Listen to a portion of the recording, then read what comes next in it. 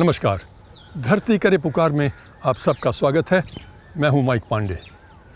आज हम बात करेंगे वेटलैंड्स की, यानी नम भूमि की। पृथ्वी का एक सबसे अद्भुत पारिस्थितिक तंत्र। पूरे भारत में लगभग 7.5 लाख से ज़्यादा जल स्रोत हैं। उनमें से 82 स्थलों को राष्ट्रीय और अंतर्राष्ट्रीय महत्व के कारण रामसर साइट का दर्जा दिया गया है। हिमालय पर्वत से तटवर्ती इलाकों तक फैले ये पानी और भोजन के स्रोत हज़ारों लाखों प्रवासी पक्षियों को आश्रय देते हैं। लेकिन जीवन के ये स्तंभ आज खतरे में हैं, जिनका मुख्य कारण है जलवायु परिवर्तन और अन्य मानवीय गतिविधियाँ, जिसकी वजह से भारत के ये अद्भुत पारिस्थितिक तंत्र असुरक्षित हो रहे हैं। हमारे व्यवहार में लाए थोड़े प्रयास से हम बड़े बदलाव ला सकते हैं। जीवन से भरपूर इन पारिस्थितिक तंत्र को बचाने की आवश्यकता है। ये मूल मंत्र है मिशन लाइफ का, पर्यावरण अनुकूल जीवन शैली अपनाना। आज के एपिसोड में देखते हैं कि किस प्रकार हम सब जुड़े हैं वेटलैंड से और कैसे इनकी सुरक्षा हम सब साथ मिलकर सुनिश्चित कर सकते हैं।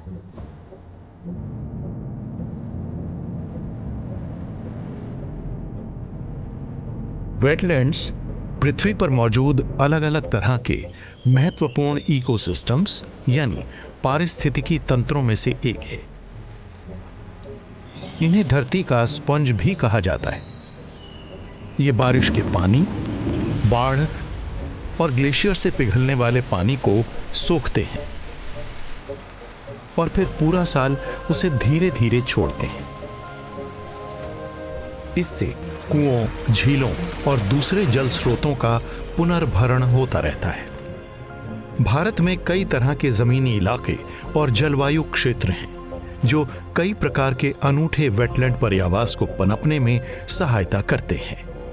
अनुमान लगाया जाता है कि भारत के कुल भौगोलिक इलाके में से 4.8% हिस्सा वेटलैंड्स वाला है और देश में लगभग 7.5 लाख से ज्यादा वेटलैंड्स हैं। इनमें हिमालय में ऊंचाई पर मौजूद झीलें हैं, बाढ़ के पानी वाले मैदान और गंगा ब्रह्मपुत्र के दलदली इलाके हैं, ग्रेट इंडियन डेजर्ट के खारे मैदान हैं और साथ ही देश की तटरेखाओं और द्वीपों के आसपास मौजूद विशाल मार्शलैंड्स और कोरल रीफ्स भी हैं।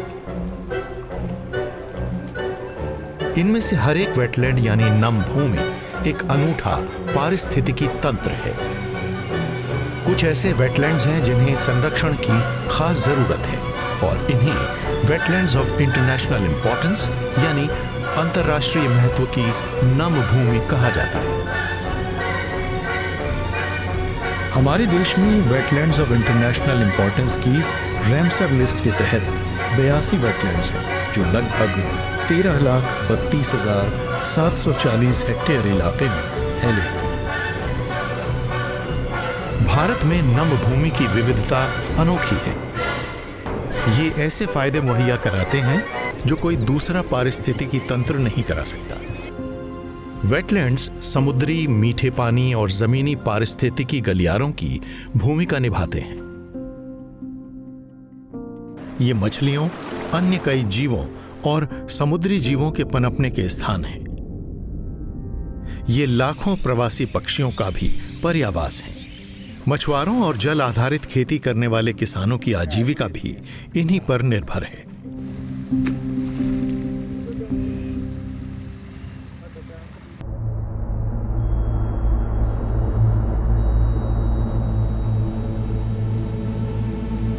हिमालय क्षेत्र में ऊंचाई वाले वेटलैंड्स को ग्लेशियर से पानी मिलता है।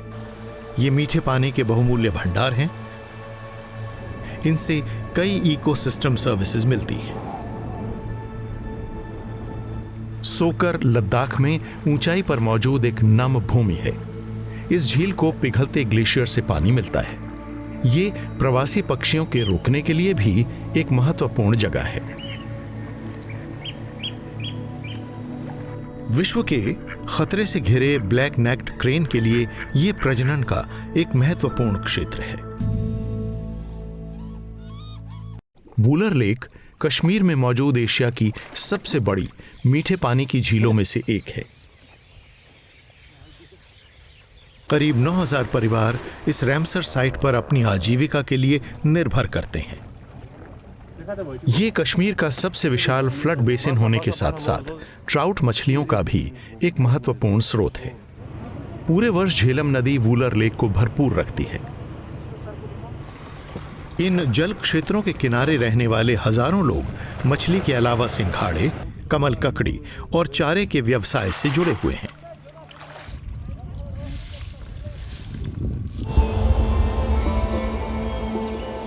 इसी तरह केरल में मौजूद अष्टमुडी नम भूमि लोगों की आजीविका का जरिया है।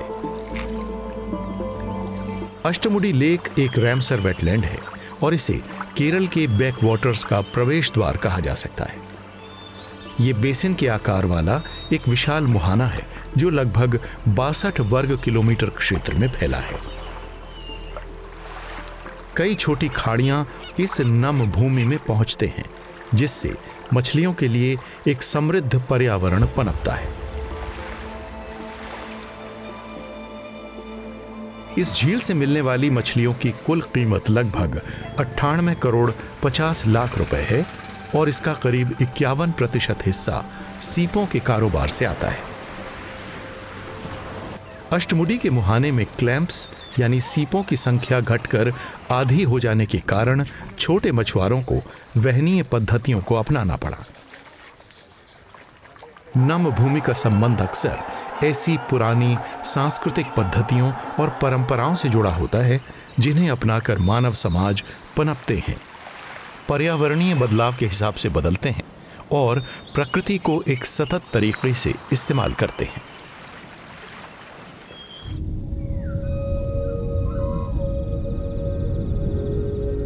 रेणुका वेटलैंड हिमाचल में मौजूद उत्तर भारत के सबसे पवित्र स्थानों में से एक है।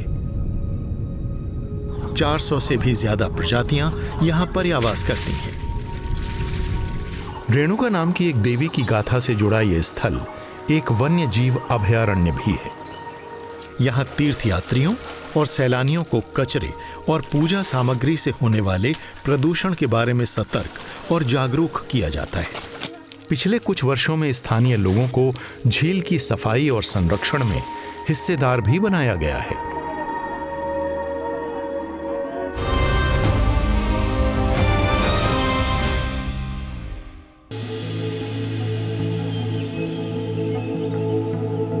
इसी तरह मणिपुर में लोग लोकटक लेक को मां समान मानते हैं। लोकटक लेक उत्तर पूर्व भारत की मीठे पानी की सबसे बड़ी नम भूमि है। 1 लाख से ज्यादा मछुआरे और अन्य समुदाय इस झील पर निर्भर हैं। लगभग 30 नदियां और जलधाराएं इस झील में मिलती हैं और 5000 वर्ग किलोमीटर में फैले इस अनोखे कैचमेंट एरिया को सींचती रहती हैं। ये लाखों लोगों के लिए स्वच्छ जल का स्रोत है। 12 लाख से ज्यादा लोग इस नम भूमि और इसके संसाधनों पर निर्भर हैं। लोकटक लेक एक अनोखा पारिस्थितिकी तंत्र पेश करती है। फुमडिस यानी तैरते द्वीप जो वनस्पतियों, मिट्टी और ऑर्गेनिक मैटर के मिश्रण से बनते हैं। यहां स्थानीय मछलियों की 38 प्रजातियां हैं।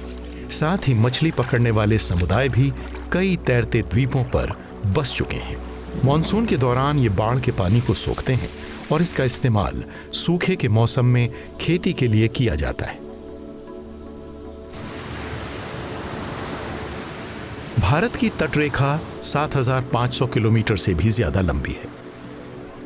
हमारी 25% से अधिक आबादी समुद्री तटों के नजदीक रहती है। ऐसे तटीय इलाकों में मैंग्रोव स्वैम्प्स बहुत अहमियत रखते हैं। ये तूफान को रोकने के लिए कुदरती अवरोधक हैं, बाढ़ के असर को कम करते हैं और स्थानीय समुदायों के लिए आजीविका का मुख्य स्रोत भी हैं।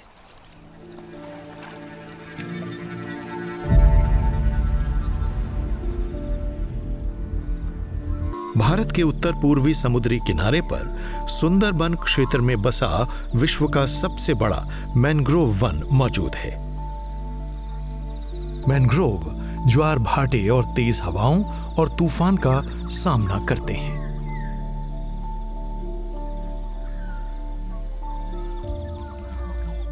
सुंदरबन भारत के पश्चिम बंगाल राज्य के दक्षिण छोर पर मौजूद है और ये दक्षिणी बांग्लादेश तक फैला हुआ है। ये गंगा, ब्रह्मपुत्र और मेघना नदी से बने दुनिया के सबसे विशाल डेल्टा का एक हिस्सा है। यहाँ मीठे पानी और खारे पानी के मेल से एक समृद्ध इंटरटाइडल जोन बनता है।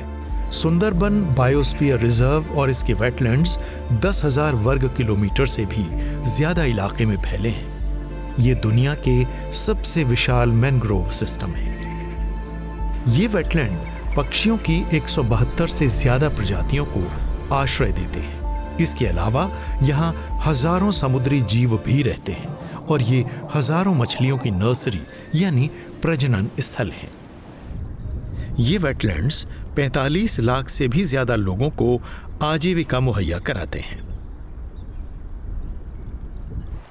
पेड़ों की ये जड़ें तटों का कटाव नहीं होने देती। जब ज्वार का पानी इन पेड़ों की जड़ों के बीच से होकर गुजरता है तो उसकी रफ्तार घट जाती है और बड़े स्तर पर मिट्टी का कटाव नहीं होता। मैंग्रोव इकोसिस्टम ट्रॉपिकल वनों के मुकाबले 10 गुना ज्यादा कार्बन सोख सकता है।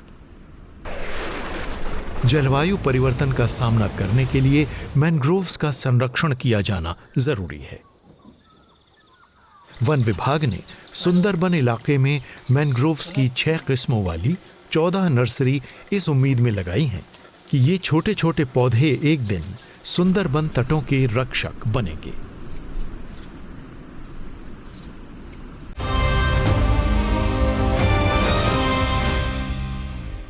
जिस प्रकार हिमालयन वेटलैंड्स काफ़ी ऊंचाई पर भी एक कमाल की बायोडाइवर्सिटी बरकरार रखते हैं, उसी प्रकार कोस्टल वेटलैंड्स यानी तटवर्तीय इलाके के वेटलैंड्स एक महत्वपूर्ण भूमिका निभाते हैं। नन्ही नन्ही मच्छियों का ये नर्सरी हैं, प्रजनन होता है उनका यहाँ हज़ारों स्पीसीज़ का। इसके अलावा ये बायो बैरियर्स हैं, प्रकृति के बनाए हुए गार्ड्स हैं जो यहाँ के लोगों को, यहाँ के समुदाय को, यहाँ लोकल कम्युनिटीज़ को भारी तूफ़ान से, साइक्लोन से बचाते हैं। आपने सब ने देखा होगा किस प्रकार सुनामी के दौरान कई लाखों लोगों की जानें बच गईं सिर्फ मैंग्रोव जंगलों के कारण।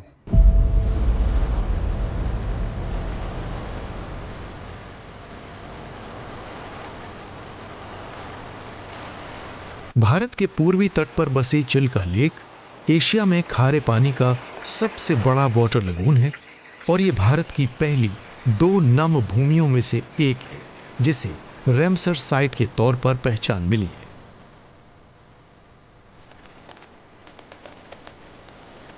इसकी लंबाई 65 किलोमीटर और चौड़ाई 18 किलोमीटर है। चिलिका को 52 नदियों और जलधाराओं से पानी मिलता है। साथ ही ये एक संकरे मुहाने से बंगाल की खाड़ी से भी जुड़ी हुई है। इन मार्शेस को नदियों से मीठा पानी मिलता है और समुद्र से भी यहाँ खारा पानी आता रहता है, जिसकी वजह से यहाँ एक ब्रैकिश लगून बन गया है।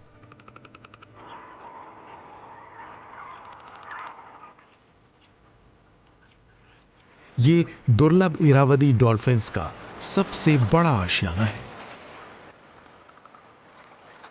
हर वर्ष 15 लाख से ज्यादा प्रवासी पक्षी सर्दियों के महीनों में यहां आते हैं। 2 लाख से ज्यादा मछुआरों के परिवार चिलिका पर निर्भर करते हैं। कई दुर्लभ प्रजातियां भी यहां रहती हैं, जैसे कि फिशिंग कैट, दुर्लभ भी और खतरे से घिरी भी। फिशिंग कैट चिलिका के पारिस्थितिकी तंत्र की एक अहम कड़ी है। शोधकर्ता और वैज्ञानिक चिलिका डेवलपमेंट अथॉरिटी और वन विभाग के साथ मिलकर इस इलाके में फिशिंग कैट के संरक्षण पर अध्ययन कर रहे हैं। चिलिका वेटलैंड्स फिशिंग कैट्स का एक सुरक्षित आश्रय है। चिलिका 2 महत्वपूर्ण प्रोटेक्टेड एरियाज के बीच में मौजूद है। उत्तर में है भितरकनिका मैंग्रोव्स और दक्षिण में कोरिंगा मैंग्रोव। ये चिलिका का वो इलाका है जहां मैक्रोफाइट्स सबसे ज्यादा होते हैं और मछलियों की संख्या भी सबसे अधिक है। इन जलीय पौधों की तरफ कीट और मछलियां दोनों ही आकर्षित होते हैं, जो इसे एक अनोखा इकोसिस्टम बनाते हैं। मछलियों की बहुतायत फिशिंग कैट और मछुआरों दोनों के लिए ही लाभदायक है।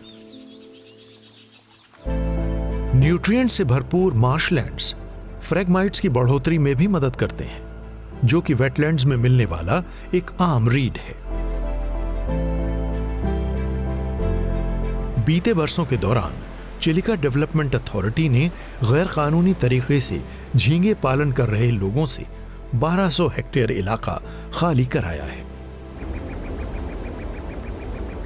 पानी में न्यूट्रिएंट्स के बहाव और इस नम भूमि पर निर्भर छोटे छोटे मछुआरों की आजीविका को सुनिश्चित करने की दिशा में ये एक महत्वपूर्ण कदम है।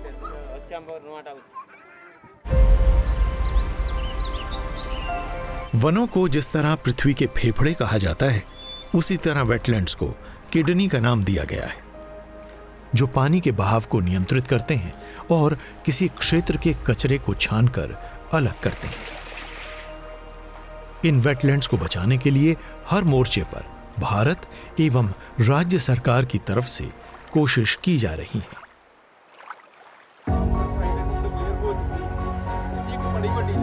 जागरूकता एक मजबूत भविष्य की नींव होती है।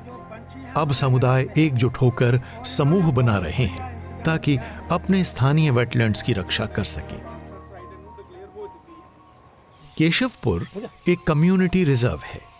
ये पंजाब राज्य में मौजूद इकलौता बड़ा नेचुरल वेटलैंड है और ये गुरदासपुर के नजदीक 850 एकड़ में फैला हुआ है। सर्दियों के मौसम के दौरान ये वाटरफाउल यानी जल मुर्गियों का एक अहम आश्रय बन जाता है।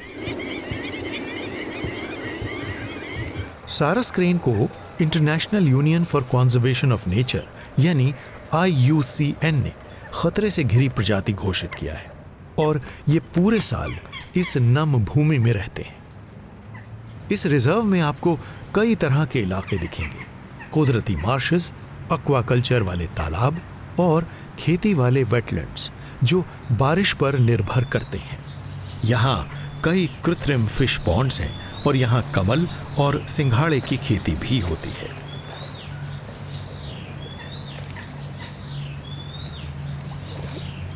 ये सारा इलाका एक पंचायत लैंड है और स्थानीय समुदाय के अंतर्गत आता है।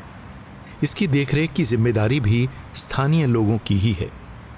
आमतौर पर वेटलैंड के पानी का स्रोत किसी नदी की धारा से होता है, लेकिन केशवपुर में सब सॉइल वाटर आता है, यानी जमीन के नीचे से आने वाला पानी। पठानकोट वाइल्ड लाइफ डिवीजन हर साल केशवपुर नम भूमि में पक्षियों की गिनती करते हैं। इससे प्रवासी पक्षियों की आबादी में आने वाले मौसमी बदलाव पर नजर रखने में मदद मिलती है। कोशिश इस वेटलैंड क्षेत्र में वेटलैंड मित्र नामक एक नेटवर्क विकसित करने की है।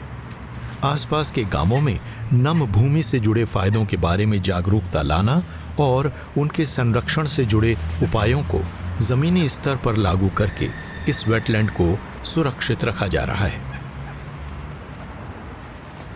केशवपुर समुदाय के जरिए समझदारी से संचालित किए जाने वाले नम भूमि की एक बढ़िया मिसाल है। नम भूमि को सुरक्षित रखने के लिए लोगों की भागीदारी जरूरी है, एक साथ मिलकर इन वेटलैंड्स को बचाने की।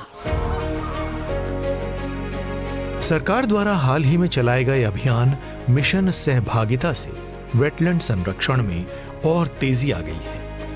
Collective and individual effort shall bring a positive change toward wetland and wetland conservation. Wetlands के आसपास रहने वाले स्थानीय समुदाय और उनकी भागीदारी इस संरक्षण प्रयास में सबसे अगली कतार में है। स्थानीय समुदायों को शामिल करने से ही भारत में इन जीवन से भरपूर इकोसिस्टम की सुरक्षा सुनिश्चित हो रही है। ये एक बहुत ही महत्वपूर्ण कदम है सही दिशा में। एक संतुलित भविष्य के लिए चाहिए संतुलित वातावरण और इन वेटलैंड्स यानी नम भूमि का सुरक्षित रहना। भारत सरकार का हरदम यह प्रयास रहता है कि लोगों को संवेदनशील कर पाएं। ज़रूरत है आपके सहयोग की। एकजुट होकर अगर हम सब एक साथ आएं और कोशिश करें तो यह नम भूमि बरकरार रह सकते हैं। उदाहरण हम सबके इर्द गिर्द मौजूद है। प्रदूषण न फैलाएं और इन जीवनदायिनी इकोसिस्टम को खुद जिम्मेदारी तक लेके बचाएं।